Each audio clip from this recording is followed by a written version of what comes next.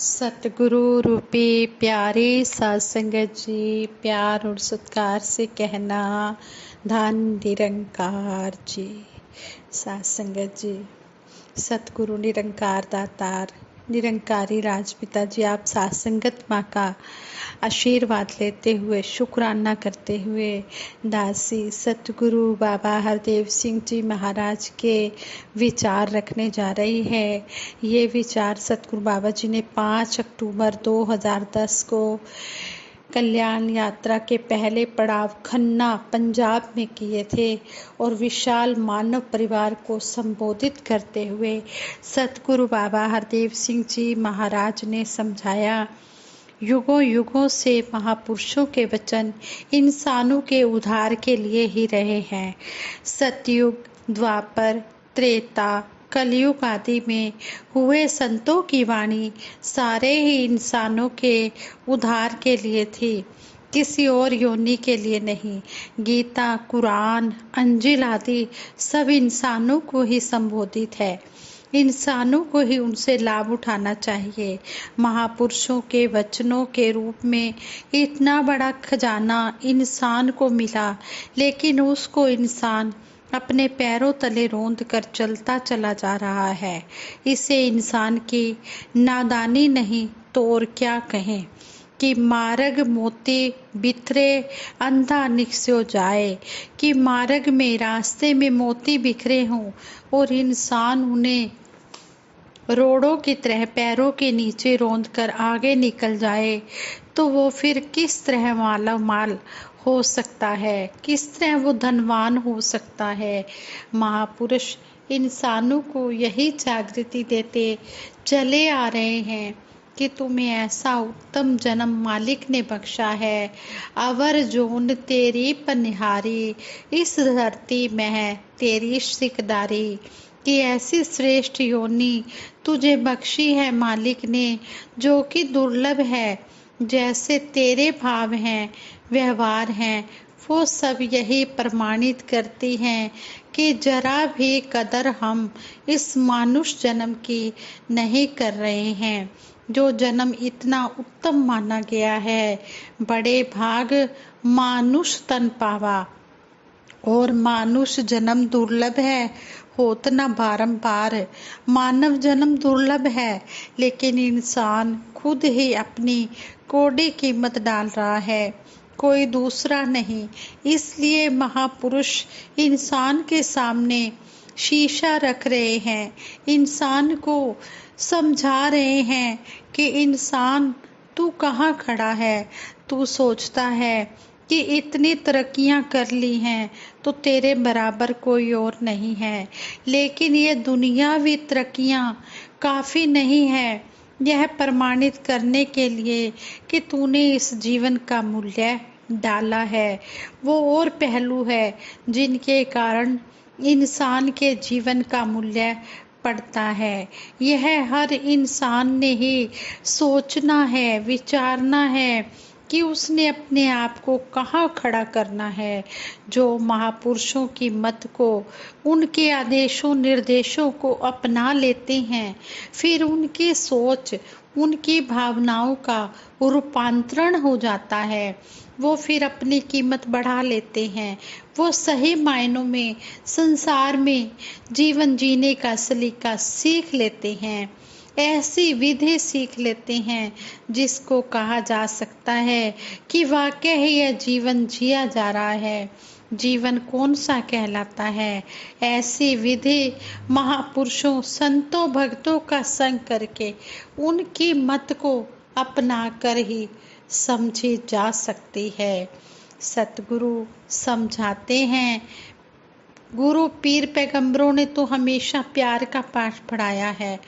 गुरु पीर पैगंबरों की वाणी कि जिन प्रेम कियो तिन ही प्रभु पायो, और प्रेम ते प्रकट होई मैं जाना।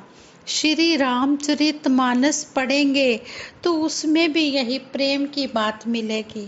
अगर बाइबल पढ़ेंगे तो उसमें भी लव द नेबर, अपने पड़ोसी से प्यार करो, पढ़ने को मिलेगा।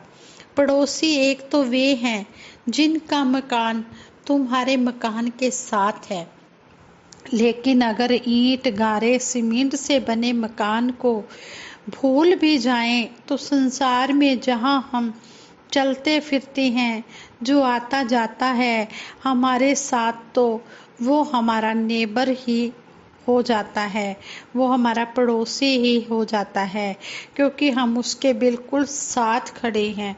फिर सारे हमारे नेबर हो गए, पड़ोसी हो गए। फिर वही बात हजरत ईसा मसीह जी की कि लव द नेबर, अपने पड़ोसी से प्यार करो, कि अपने साथ जो है उनके साथ प्यार करो। अगर इसको एक चेन मान लिया जाए, यानी कि श्रृंखला मान ले, कि आगे से आगे लाइन देखते चले जाएं, तो सारे संसार में यह श्रृंखला चलती है। फिर सारे इंसान केवल भीड़ के रूप नहीं बनते, बल्कि वो फिर नेबर ही हो जाते हैं, पड़ोसी ही हो जाते हैं। प्यार ही फूल का रूप है और नफरत कांटे का रूप है। कांटे छलनी करते हैं, फूल की कोमलता हमें सुकून देती है।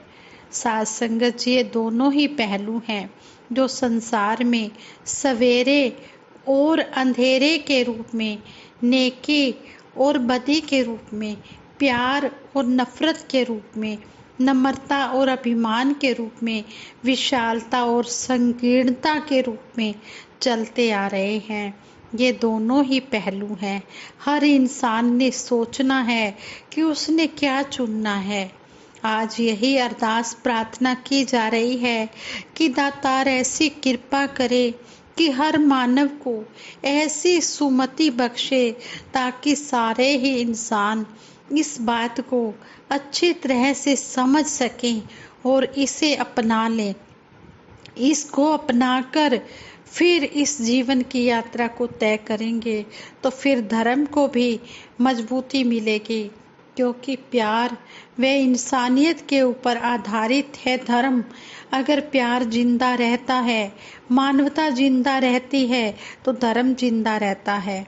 मानवता की कदर करने वाले अपना भी लाभ करते हैं और औरों को भी लाभ पहुंचाते हैं।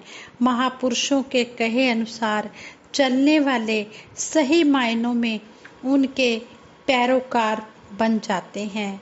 साथ संगत जी कहते हैं, हरि का नाम सदा सुखदाई, जे सुख को चाहे सदा शरण राम की ले। बाकी जो कुछ भी है दुनिया में, उसमें तो बदलाव आते हैं, उतार चढ़ाव आते हैं, इसलिए आनंद भी हमें हमेशा नहीं मिलता। आनंद कहाँ पर मिलता है? आनंद सतगुरु के चरणों में मिलता है। इसलिए हम सदा साई रहने वाले सुख सतगुरु की शरण ले। सतगुरु की शरण में आने से सुख ही सुख मिलते हैं, आनंद ही आनंद मिलते हैं।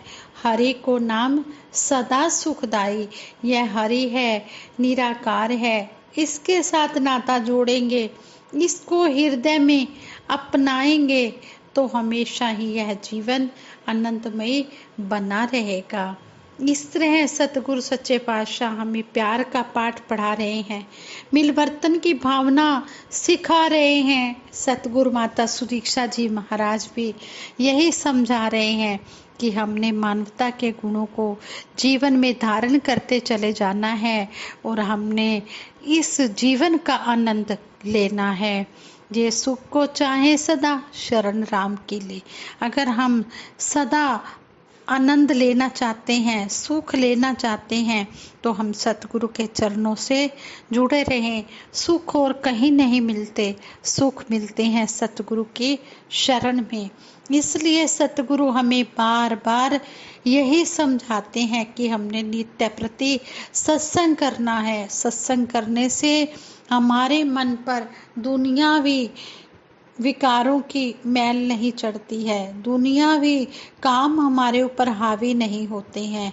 सत्संग करने से फिर हमारा सत्संग की तरफ ध्यान रहता है, तो फिर हम दुनियावी कार्य व्यवहार भी करते हैं और सत्संग भी करते हैं।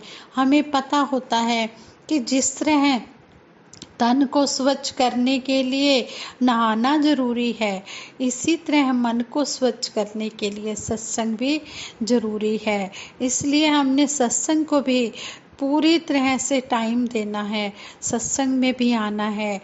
प्रथम भक्ति संतन कर संगा, दूसरी रति कथा मम प्रसंगा। कहते कि पहली सत्संग की सीढ़ी ही सत्संग है और फिर दूसरा है इस भगवान की, इस निरंकार की चर्चा करना।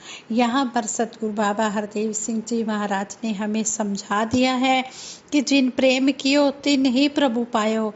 जिसने भी प्यार किया है मानव के साथ जिसने प्यार किया या निरंकार सतगुरु के साथ प्यार किया, कहते हैं कि प्यार ही सजाता है गुलशन को, नफरत वीरान करे। प्यार से ही हम हर एक को अपना बना सकते हैं। इसलिए सतगुरु हमें बार बार यही समझाते हैं कि अगर तुम परमात्मा से प्यार करते हो तो इसकी बनाई रचना से भी प्यार करना है। हमने आपस में, हम सब इस परम पिता परमात्मा की संतान हैं, हम सभी इसकी संतान हैं, तो आपस में हम सभी भाई बहन हैं, भाई बहन हैं। वसुधैव कुटुंबकम की भावना हमारे मन में हर समय होनी चाहिए कि इस धरती पर बसने वाला सारा संसार हमारा परिवार है। जब हमारे मन में ये बातें बिल्कुल अच्छी तरह से कर्म रूप में ढल जाएंगी तो फिर कोई भी बेगाना नज़र नहीं आएगा। फिर जिधर भी हम देखेंगे उधर सब अपने ही नज़र आएंगे, ना कोई वैरी ना ही बेगाना, सकल संग हमको बनाई। ये बातें हमें सतगुरु के चरणों में बैठकर सीखने को मिलती हैं। इसलिए हम सत्संग में आए और इन बातों को अंतिम श्वास तक सीखते चले जाएं। अगर हम सत्संग में नहीं आएंगे तो इन बातों को हम भूल जाएंगे। इसलिए हमें सतगुरु समझाते हैं कि हमें कंटिन्यू सत्संग करना है। संगत जी, ये सतगुरु बाबा जी के विचार दासी ने आप जी के चरणों में रखे हैं और ये विचार करते हुए कई प्रकार की त्रुटियां भी, गलतियां भी हुई होंगी। उन गलतियों के लिए आप जी क्षमा कर देना और आगे के लिए सुमत बख्शना, सद्बुद्धि देना, सद्विचार देना, सद्मार्ग देना। साथ संगत जी प्यार से कहना, धन निरंकार जी।